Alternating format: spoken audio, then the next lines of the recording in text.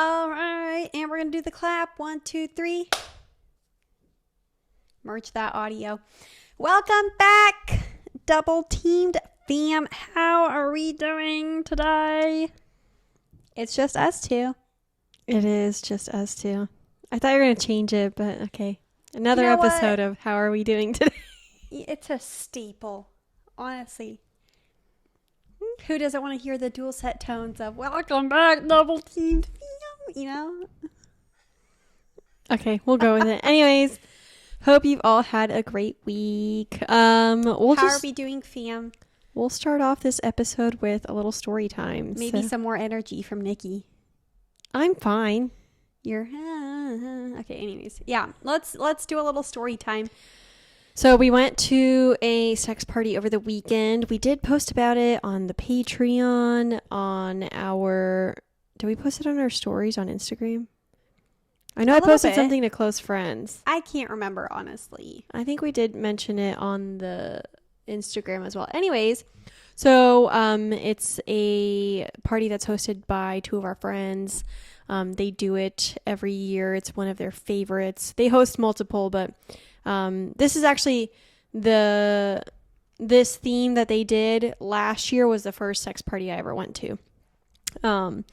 And so, yeah, it was kind of fun, a year later, same theme, but this time I knew everyone. It wasn't my first rodeo. And by now I've been to, a gazillion sex parties. But anyways, the theme is Berghain and Berlin. If you don't know what Berghain is, it's a very popular techno club in Germany that's known for their dark rooms where people go and have fun, sexy time in like pitch black rooms where you can't see anything at the club. Yeah. So, and I remember I learned about this club before I went to the party, because when I was writing one of my little love stories, it was set in Germany.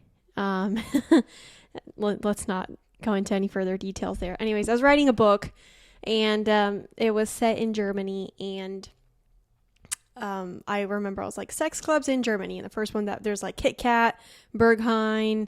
There's a couple others, but those are the ones that I remember the most. Definitely want to go to a club named Kit Kat. I know, right? Like, I hope they sell Kit Kats there. My allergies are really bad. I was just noticing how dry my skin is. I need to add some lotion over here. Me too. Oh my god. Anyways, we're getting off topic. So, when it comes to Berghain, think fishnet, black. They have their very own cool styles. IG page just for the line. Yeah, it's the line to get in is crazy. It's notoriously hard to get into this club. But let's not spend too much time on that. Anyway, but either way, just think goth, moody, sexy, right? Yeah. That's Berghain. That was the theme of this party. It was dope. Lots of techno. I loved it. So for this party, I had originally invited one of my partners, but they said they didn't want to go. They just weren't quite ready for that yet. So I invited the avocado farmer. Which he came through with the avocados. He really came through with the avocados. He brought a whole ass bag. Yeah. And I actually also had someone on Reddit that I was talking to. They were like, hey, can you ask the avocado farmer how to tell when they're ripe? And I asked him. He got a huge kick out of that someone had asked. And so he told me, when they're like dark and soft, that's when you know. And he showed me some examples from the avocados he brought, which I thought was clutch. But let's just mention that Nikki and I don't actually consume a lot of avocado. So we have a lot of extra avocados. We consume some, but so if you're in the LA area and you're looking for one avocado from Nikki's farmer, well, we have a whole bag. I don't know what we're supposed. I wanted to make avocado chocolate pudding with it. We can definitely do that. So when we go to the store, we need to get some cocoa powder, because I've made avocado chocolate pudding before and it's pretty good. Anyways, so the avocado farmer came through. He brought the avocados. He was like, "What do I wear?" I'm like, "He's not the kind of guy that's gonna put on like." An outfit for the theme, an eyeliner. Yeah, so I was like, just do a black t-shirt and black boxers or briefs, whatever the fuck you wear. And when we get there, like, you'll strip down into like just your underwear, so whatever you're comfortable. And he was like, okay, cool. And then I wore It was a black thong, a black triangle top. I have a leather garter from Marie Muir that I wore over it. And then I did ask my doms for permission to wear my cum dumpster collar, which I wore. And then I also brought my riding crop from Honey Burdette that Cami gifted me for Christmas. I did a high pony. So picture like my outfit was very much like, did you watch the video for, what was that one Taylor Swift song? Was it Swift is wearing leather. was it the Look What You Made Me Do? Maybe. Kind of like those vibes. High pony, dark high pony, black, leather choker, leather garter. It was super cute. And then the girl that I've been seeing for a year, we're just going to call her C, because, the girl that I've been seeing for a year, or my best friends with benefits, is really too long to say, so we're going to call her C. C came with me as well.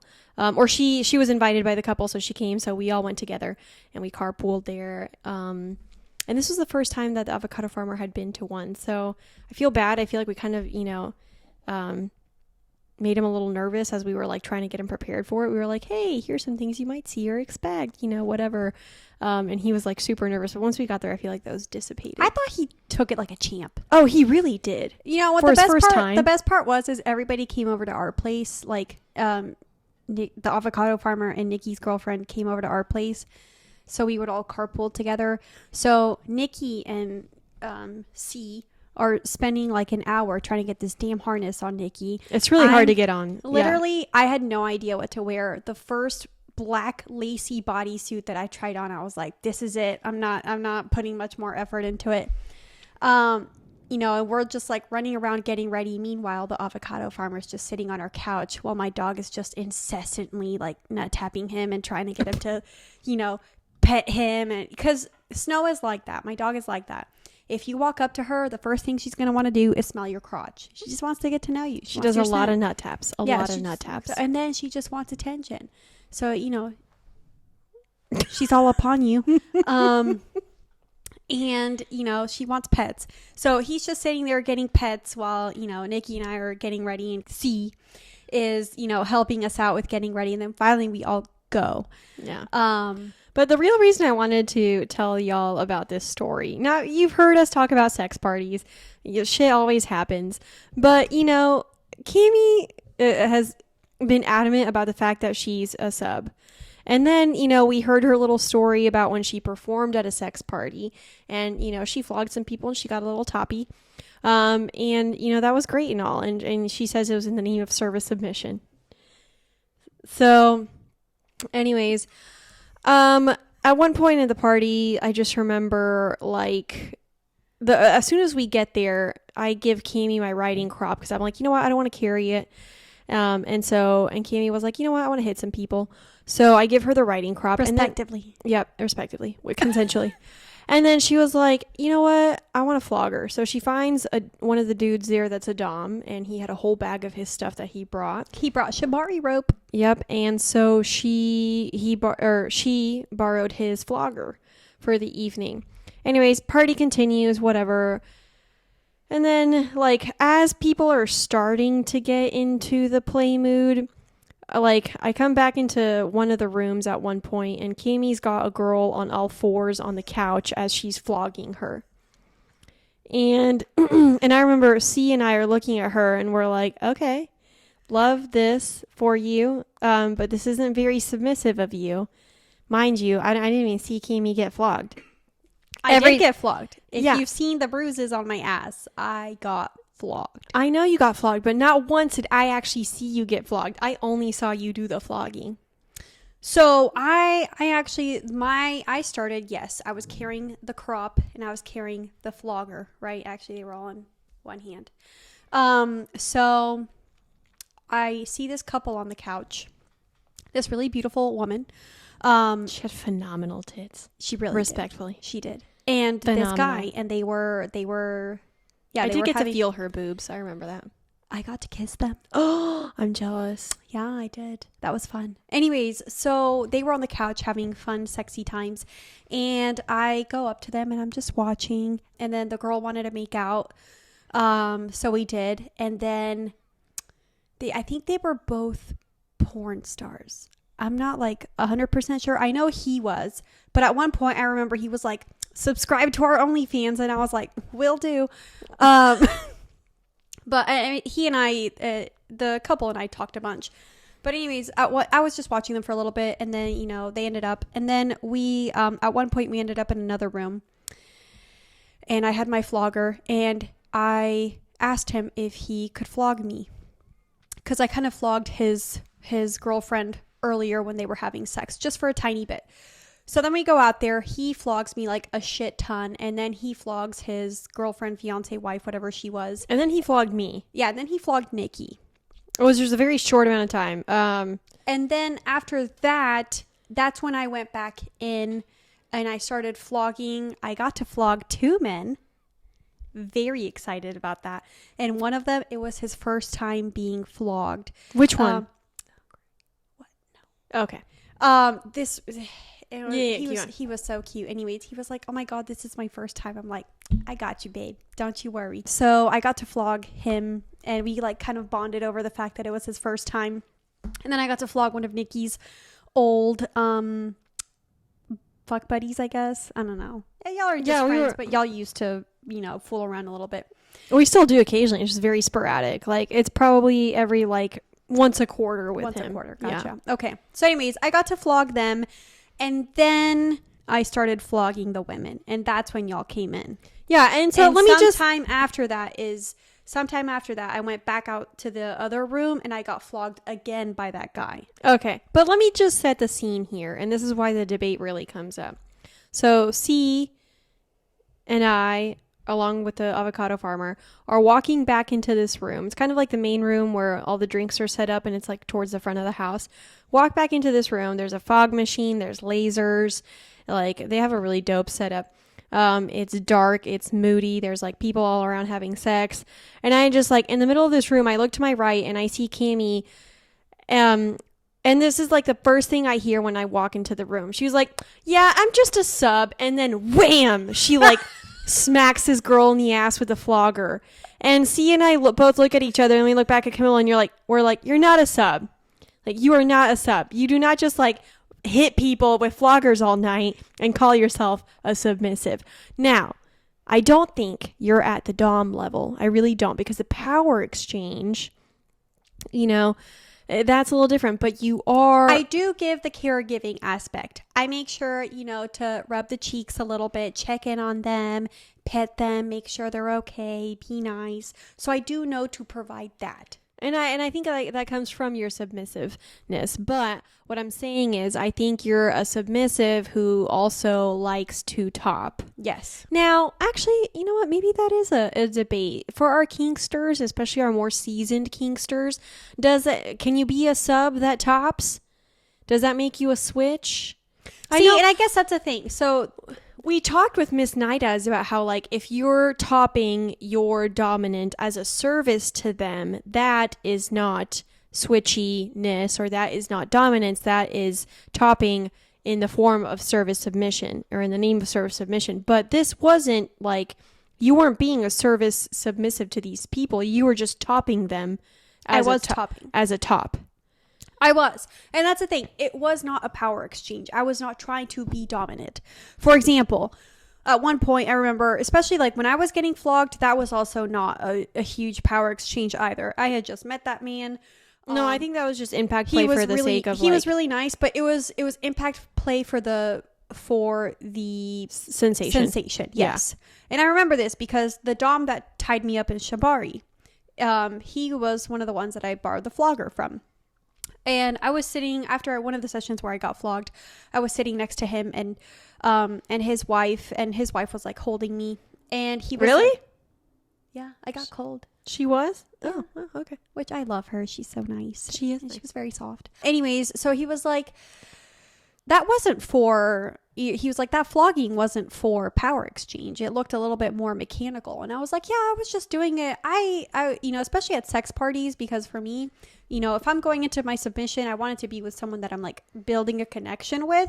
So if I'm doing just flogging or impact play at a sex party, that it's just, like a sensation. right? It's just impact play. That's the same for me because I get flogged at sex parties quite a bit, and rarely for me is it ever a power exchange because like there's really not enough time to kind of like discuss, the full discussion before a power exchange. We'll do just a quick like red, yellow, green. Sure, I'm good with that, and then let me know if anything like now. Yeah, I will say when I performed at the sex party, when I was a performer, the dynamic there was established. So that was a little bit more of a power play. A power exchange, yeah. Okay. Or a power exchange, which I did like. Okay. But at this one, he was like, yeah, so you just do it for the impact play. And I was like, yeah, and he was like, well, do you want to get tied up in shibari? And I was like, hell yeah, I do.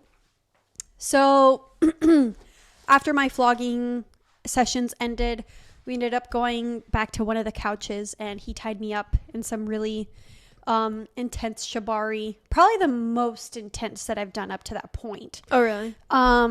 And he did put me in my subspace for a little bit, which was really nice. Oh, that is nice. And I've met him before. That wasn't the first time. I've never seen him as a dom, but I do get very good dom energy from him. Yeah, he took great care of me. Because I've only ever really seen him in the setting of like hosting the sex parties. Yeah. But he hosts different sex parties. He was just a guest at this one. But I actually haven't seen him in like the realm of his dominance. So that's interesting. I'd like to see that. Yeah, I really liked it. I enjoyed my time doing the shibari, doing the power exchange, just kind of showing him my sub side, and he showed me his dom side, and it coincided pretty well, which I really liked, and he took good care of me. I really do think though that like to me it was hilarious walking into a room and I just hear you go, you're like, yeah, I'm just a sub, and then you're like immediately hitting this girl with a flogger, and like that's all I saw you do is like hitting these people with the flogger. And I will say, like, every time that I saw you doing that, I did notice more dominant energy, or at least like very, very confident top energy. Confident top energy indeed. And I will say, and one of the girls that I flogged, she was like, there's no way you're a sub. That's what I'm saying. I think. And that is so funny because the dom, right before we started the shibari, he was like, I don't know how you're a sub. I don't see it. And then as soon as we started doing the shibari and and he put me in subspace, I remember someone walked up and he was like, he said to them, he was like, I didn't believe that she was a sub, but she's being a very good girl right now. He was like, I'm very much convinced now. So he could see my sub side then, and it was really nice. I'm just saying you very much exuded switchy energy when I saw you flogging these girls. I didn't see you flogging the men. I would have loved, especially that one guy that I don't want to call him a partner. He did great, by the way. He did back arch and everything, and he's got a great ass. I was like, way to go. The other guy was like a little he did not want a back arch at all, and he's got a great ass too, like very bubbly. I would have loved to see that, especially because like he is switchy, I think. Well, it's funny because I was flogging him as he was eating someone out. Oh, beautiful. Yeah. So how was he eating out? I have no idea. Okay. I don't remember her. Anyways, but I thought that was really cool. All I'm saying is I feel like as you get more comfortable in these more dominant spaces or top spaces, whatever you want to call them, I see some of that energy coming about. I do think it will take you like a longer amount of time to really come into your dominance if it is truly there, but I see it peek through at times. I just think you'd have to have very submissive subs in order for your dominance to come out. I will say, when I had the male sub as a performer, that gave me a nice dominant energy. Yeah. And that I tapped into a little bit. But he also gave me a really safe space. So I felt like I could be dominant with him. Well, I think that's one of the big things there is like if someone gives you the safe space to explore your dominance. That's what it took for me too. So anyways, I will just never forget that moment because I thought it was the funniest thing, and especially since like as soon as you said that, and then you whipped that girl, I like looked at C right away, and we both kind of gave each other this look of like, and I remember she even said it herself. She was like, "That girl is not a sub; she is a switch." So I think I'm excited at least to see as you explore more of it what comes of it. I'm also interested as well. I will say I feel blessed that after not really getting to explore, well, let's see, I started exploring my kinky side, with my ex-dom more, with more intent at the beginning of last year. And then towards the end of the year in 2021, he and I kind of stopped our dynamic, and I didn't get to explore it as much. And then attending these parties and getting to get back into, topping or being, a sub has really been like so nice for me. It makes me just continue to continue. Well, I to mean, explore I further. see like just how much you are in your element. And I think that's one of the reasons why I get so, frustrated with your situationship with your ex-dom, because you guys don't really, do your dynamic anymore. Not that, my opinion should dictate what you do in your relationships. But what I'm saying is that like, it's disappointing that you guys stopped exploring it, because when I see you in that element, when I see you really get to explore that, like you really are beaming, and it is a side of you that I think is so like amazing to witness, because you look so like happy and excited and fulfilled in so many ways that like I wish for you partners that want you to explore that space and that give you the safety to, dive into them deeper. Yes, I'm excited to dive in deeper, especially, if I get to perform at more parties, if I get to, if I just, I don't know, if I get to find, more people that I can explore my sides with. So You got to come to the lovely fate parties, because I think you'll like them, because they're more kinky. yeah, I'm excited. Anyway, so that was story time. Kind of a long story time, but we hope you enjoyed it. Today's episode is actually going to be pretty short. I had seen something on Reddit that I really liked, and I kind of just wanted to give my quick 2 cents on it, and then, be good. I don't know. Anyways, I had seen someone post on the polyamory subreddit, and it was something like along the lines of like considering if your partner is right for you. And I thought it was a great post because, so many times you see people that are like, well, and it's kind of a hard thing, because they'll be like, okay, we notice some incompatibilities or some inconsistencies in our desires, and so we want to open up our relationship in order to bridge some of that, or like seek those needs elsewhere. And all the time, people in non-monogamy, polyamory, we say you can't expect to get everything from one partner, right? And so exploring non-monogamy or polyamory in order to seek different things from different partners, there's nothing wrong with that. However, you see so often where people like open up to bridge some of those inconsistencies or those gaps or whatever. But at the same time, people enter into this space, and then, it's their first time doing non-monogamy. It's their first time doing polyamory, and naturally they fuck it up. And then they're like, well, polyamory's to blame. And then it's like, no, I mean, a multitude of things could have gone wrong, whatever. But like, the post is mainly talking about how like, if you're going to open up, the things that you put in place for safety in your relationship aren't going to help or mask those inconsistencies. Yeah. So, and I really like what they said in particularly. They said, no, you cannot legislate compatibility. No, you cannot veto your way to bliss. No, you cannot communicate yourself past fundamental incompatibilities, even if you love each other very, very much. And then they said, like, polyamory fixes nothing. It won't save your marriage or make your partner happier with your relationship. Blah, blah, blah, blah.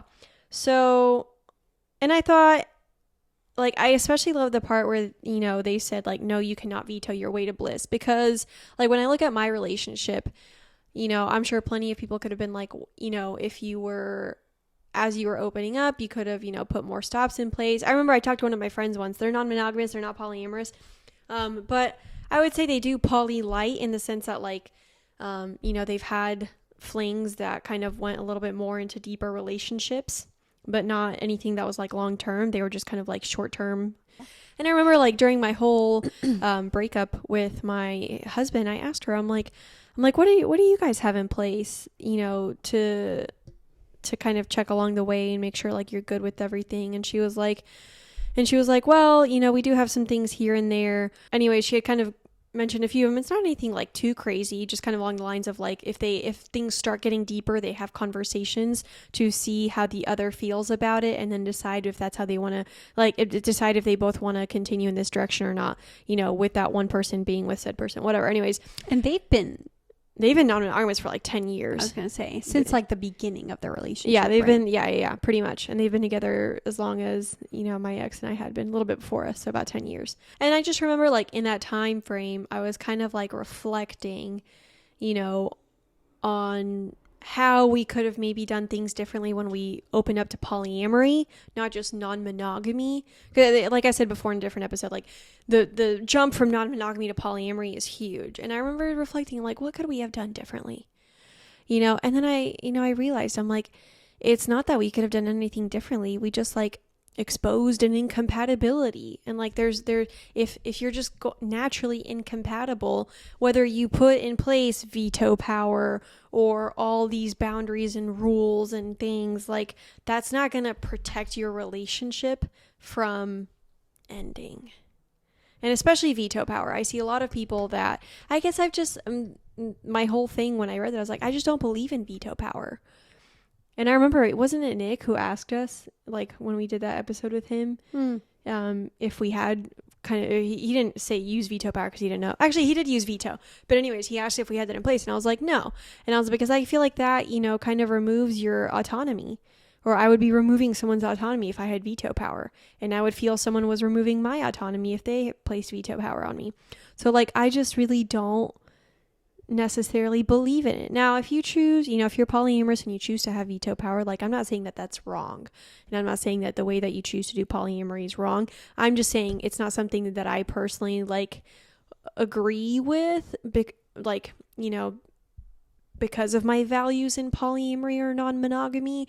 And I know for sure in the future, like if I enter another polyamorous relationship, sure, I could have vetoed her. If we had veto power in place, it could have been like, you're no longer ever going to see her again. And, we're putting this veto, and then, he would have hopefully respected it. And then like our relationship would have continued. But then what? We still would have faced the impasse of children. So it's like, doesn't solve anything. And so it's like, if I'm in another polyamorous relationship in the future again, I don't think that I would practice veto power. Well, and I mean, what I was going to ask is, do you remember like, for the couple that you were speaking on, do you remember some of the things that she said she had in place? Like what would be an alternative then to veto power? They kind of had like veto light, which is like what I said, where if, one of them started getting feelings for the other or for another person, then they'd have a discussion and be like, hey, I'm having feelings for this person. How do you feel about it? Would you like me to continue or would you like me to stop? And she basically said like more often than not that like they would kind of like, if things started getting too deep with someone, then they would make the conscious effort to no longer continue the relationship for the sake of their primary relationship. Well, I mean, I could also see like not the harm in veto power, but essentially like the resentment that could come from it. Exactly. That's what I'm saying. I feel like it's like, if you both are exploring polyamory, let's say, you made this really great connection that you're really excited about, and then all your partner's like, I don't like them because they got jealous or something. Yeah. Veto. Like that would only make you kind of be like, well, what the fuck? Like, exactly. And I've seen that before on Reddit too. I've read posts where people are like, I don't like my partner's partner. Is it wrong of me to ask them to no longer see them? And there's always like such a debate on it because, and I mean, that's a tough situation to be in. I get it. I guess I'm just the kind of person to where I'd be like, then, in that point, parallel the shit out of that relationship, to where they don't intersect at all. But at the same time, like, I couldn't in good faith ever look at someone and be like, no, you're not allowed to date that person because they make me uncomfortable in some way. Unless it was like a, if it's someone that's like they're a horrible person. Okay. Yeah. If they're like a threat to society, then sure, I understand in that scenario. But what I'm saying, or what I was saying is, oh, fuck, I kind of forgot. I'm just saying if in the future, like I've just been thinking lately, especially after like we did that episode with Nicoletta and like with Nadej and all of them. They ask a lot of really insightful questions, and like, as I keep processing everything that happened with my divorce and whatnot, and I try to like kind of that's what I was gonna say. continue. Are you gonna forget it? No. Okay. As I'm like, really trying to articulate like what I want my relationships to look like in the future, I know I've said, I'm like, okay, well, polyamory I can give or take, which is true. Like if someone, if I met someone that were like, hey, you know what, let's just be like swingers or non-monogamous and have like an open relationship, but be each other's primaries emotionally, I'd be totally fine with that. As long as, all of my emotional needs are being met, like I could definitely do that. But, I'm open to a polyamorous relationship. Absolutely. I still have, like, I feel like right now I'm kind of practicing solo poly in a way, even though I'd like a primary partner. But if I entered another polyamorous relationship, I'd probably still keep it as, kind of free as I did with my ex-husband. What I was going to say is, like, especially like when it comes, what we were talking about earlier, when it comes to veto power and, maybe you veto something and it upsets your partner, then at that point, like, even if you're like trying to take that choice away from them, they can still make the choice to be like, okay, well, you're not giving me this and I still want it, so I'm out. Yeah, because they're going to go get it from that other partner. Exactly. So, which is what would have, like, say I had veto power with my ex, and then I was like, nope, we're going to veto her since she no longer wants a polyamorous relationship, but then what? Then he would have been like, well, I still want children, and she still wants children too with me, and we still want it. So, like, they still would have left. Exactly. That's what I'm saying. I feel like, even if you put veto power in place, like, that's not going to save your relationship if you have incompatibilities. The incompatibility will show itself either way. Yeah. And a choice will always have to be made. Yeah. But I really loved what they had said. Like, you can't veto your way to bliss. You really can't. And so, and I get it. Like, entering polyamory is scary. And also, it's not something that, is very well, what's the word I'm looking for?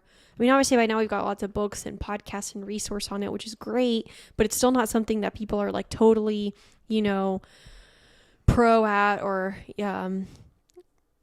totally seasoned in. So it's still hard for people to kind of figure out how to navigate it. And so as I think about like what I would want my polyamorous relationships to look like in the future, I definitely think that I'd still approach it in the way that I did with my ex-husband, but at the same time I think maybe I'd just take a little bit more time to really understand our incompatibilities, if there are any, before going into polyamory. I don't know. Just something that I've been like thinking about. I think that's a fair assessment. Yeah. What I'm saying is, I don't think I would have changed anything. Some incompatibilities will arise in the future as people change. So it's not like you can always predict what's going to happen. I know. Yeah. But you face that. What would you call that? Instability? Or no, not instability, that chance, in any relationship, whether it's monogamous or non-monogamous, polyamorous, whatever. It's like, as people grow, things will change. Yeah. You as a human being will always be evolving, and at some point, if you meet a crossroads, you're gonna have to make that decision. I remember when we went to Mexico recently, which I don't know if you guys saw that we had gone to Mexico for our friend's bachelorette party, which we had a phenomenal time. We posted a couple little fun stories on our Instagram about it, and some on our... Did we post on Patreon about it? Yes. Okay, Patreon as well. Anyways, and I just remember one of the girls there, I mean, almost all of those girls we've known for like 10, 15 years. So it's really cool when you like see people that you've known for such a long time, but some of them we haven't seen for over 5 years because, after high school, we all went our own ways, though we kind of remain in touch in one form or another. But it's funny because like they're all the same, but at the same time, like we've all grown and matured, so we're different. So it's, same but different. Yeah, at our core, we're the same people, but we've grown, we've discovered parts of ourselves, etc. But I remember, I was telling her about my divorce, and she was like, and I was like, yeah, he wants kids, da da da. And she was like, question, and I was like, yeah, and she was like, did y'all not discuss this before you got married? And I'm like, yeah, we did, but we were on the same page then, and now we're not. And she was like, and that's okay that people change their minds. She was like, that's totally okay. And I'm like, absolutely it is. But I just remember as I was telling her a little bit more about like our open relationship and everything and our polyamorous V situation with his girlfriend, I remember she had asked, she was like, could you not just be like, hey, I don't like this person, you can't see him anymore? And I'm like, I could have done that, but I feel like it wouldn't have fixed anything, and it would have just taken away his autonomy. So those are my thoughts on veto power. If anyone chooses to practice veto power, like I said, it's not necessarily a bad thing. If you have successfully used veto power, I'd be curious. Slide into the DMs. Yeah, send us a message on our contact form, doubleteampodcast.com. I'd be curious, just because, like you said, I feel like it would just cause resentment later down the road. If your partner had to stop a relationship because you asked them to, wouldn't, like... I mean, unless they, like, see the light after, and they're like, if you're seeing something, they're not like, oh, maybe this person brings out this really bad side of you. Let's say in a scenario that happens, and maybe afterwards they kind of, like, see the light. That could be, like, a positive veto power situation. Yeah, but at the same time, it's like, I think if you're using veto power, you really need to sit with yourself and be like, why am I not okay with my partner seeing this person? I think you really have to discern that, because if it's because they make you jealous, like, oh, I don't like that, they offer more to you, or, I'm jealous of this or whatever, like, then those are you problems. They're not your if it's because they're making your partner like a raging alcoholic, that's a different story.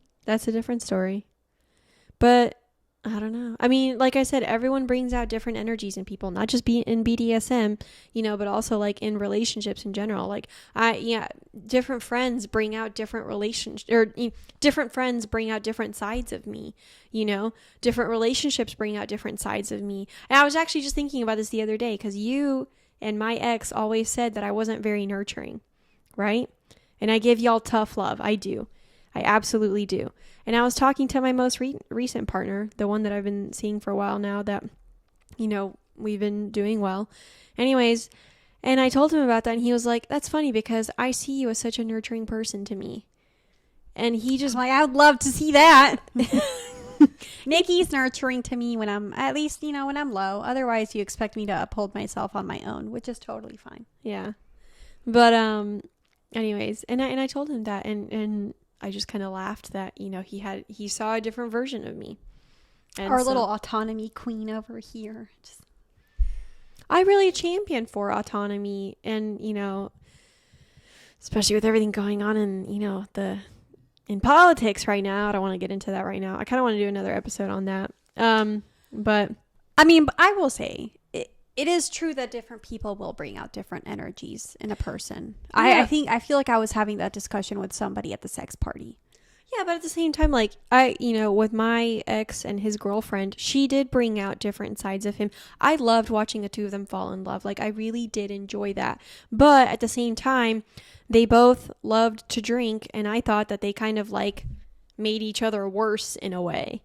So sometimes I'd be like, okay, you two, like, can we, instead of a mimosa to start the day, why not some water?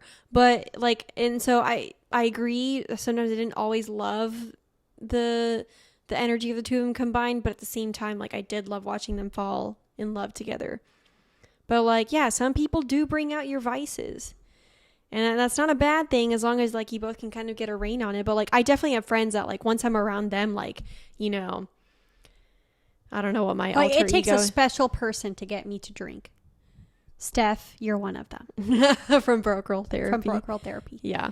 It really does take it takes a certain energy for me to want to drink. Yeah. Like some of the girls at the batch party, their energy made me want to, like, have a drink or two. Yeah. No, I'm the same way. Cami and I don't really drink a whole lot. Different people do bring out different But there are people that, like, when I'm with them, I want to, like, turn up and go ham. So, anyways. That's just our thoughts on veto power. Like I said, if you practice veto power, nothing wrong with that. As I was thinking about, like, my future relationships, and I remember someone asking me, like, if I would consider, like, veto power in the future. I was like, no, absolutely I wouldn't, because I don't think that solves anything. And when I read that post on Reddit, you can't veto your way to bliss, I was like, damn right you can't. And, like, people all the time, they're like, well, there's the name of the episode. Can't veto your way to bliss. But I did really like that post. And it made me think, like, sometimes people put in all these boundaries in place to try and, like, protect their relationship. But the universe, honey, will do what's meant to happen. You Whether gotta trust the universe. Yeah, I mean, don't get me wrong. Boundaries are on like safety, you know, time management, all those things. I totally agree with that. I'm 100. But boundaries made out of jealousy. Yeah, boundaries won't work. Boundaries made to like suppress your partner's autonomy, like the one penis policy, for example. Like all those things. To sustain your ego. Yeah, or to save your relationship or keep it, you know, from disintegrating. If you know, like I just don't agree with those necessarily. So, and those are just my own personal values. Again, you know, everyone can go about non-monogamy and polyamory however they choose, but maybe I'm just kind of like, you know, a firm believer in, you know, if you love someone, let them go. If they come back to you, you know, they might be yours to keep. You never know. But if they don't, like, then you had your time with them, enjoy it, whatever. And that's a really tough pill to swallow. It really is. It's easier said than done. And I struggle with this. It's a love story, baby. Just say yes. Da, da, da, da, da. I love Taylor Swift. Anyways, but I mean, I'm not great. I shouldn't say I'm not great. I'm not an expert at non-monogamy or polyamory. I'm just saying, and as I continue to dissect and articulate how I want to continue to pursue it in the future, especially for my, you know, like now that I do want another primary partner, like what is that going to look like? I don't know that I necessarily want hierarchical, but I'm definitely the kind that like if someone has my heart, I give them a lot of time and attention. You know, so yeah, we want the saint bag. We're 7th house Libras, okay? Like, yeah, I'm sorry. Yeah. And I do like relationships. I like, you know, so it's like I'm just trying to figure out like how am I gonna move about non-monogamy and polyamory as I continue forth in it. I know it's what works for me, so like that we've established. But now it's like how do I'm trying to figure out like what flavor do I really want to pursue. But I'm hoping it just kind of comes naturally. Well, the fun part is you never know what's going to happen. Absolutely. Just got to keep an open mind. Like I did at the sex party. I've never kissed a woman's breast before. You haven't? Nope. But I did it this time. I motorboated so many boobs at that sex party. This past weekend? Yeah. Really? I love tits. Wow. Well, I kissed that one woman's boobs. That's and she had phenomenal tits. She had like great tits. They're fake, but they're big. Nice. They're very nice. I did feel them, and they weren't had like nice rocks. Nipples too. Her nipples looked like ours. I'm a big sucker for like good nipples. Yeah, but I love tits. I'm honestly getting a little turned on right now thinking about it. I really do. Anyways, they're soft. Like you put your face in between them, you lick them. Like my favorite is like when a girl's on top of me and like her tits are in my face, especially if they're like, you know, nice. And I do like to go for big boobs. I've hooked up with plenty of girls that don't have big boobs, but I really am a sucker for like a good, like decent sized, basically ones that I can like really truly motorboat. That's like my favorite thing to do. Love to hear it. Anyway, so yeah, you never know what's gonna happen. You know, I'm leaving myself open to seeing, you know, what comes out of my kinky side. You know, am I a switch? Am I just, you know, a surface top? Will I find myself in another polyamorous relationship or just a non-monogamous one? I don't know. I really don't know either. But guys, all I know is I do feel like I'm on the right path. And I do feel like the more that I like continue to think about like what I want out of a relationship and the things that really like truly make me happy, like we got like 5 minutes. It feels like I'm starting to put the pieces together more and more, and that makes me happy. So go out there and get what you want. Yeah. Okay. But also realize the universe will, you know. Yeah. Make sure you're getting exactly what. But I guess maybe like wants you to want. You know, not that you have to have a homework assignment as you're walking away from this episode, but maybe like take a minute to think about your boundaries and like why they're there. Always. Or like, you know, question everything. Yeah. I think it's because we're Scorpio Mercuries. We're like never satisfied with the answers that we have. That's true. So anyways, guys, thanks for tuning in. Don't forget, wear condoms. Use code double20 at Good Clean Love. You know, we haven't really pushed Good Clean Love in a while.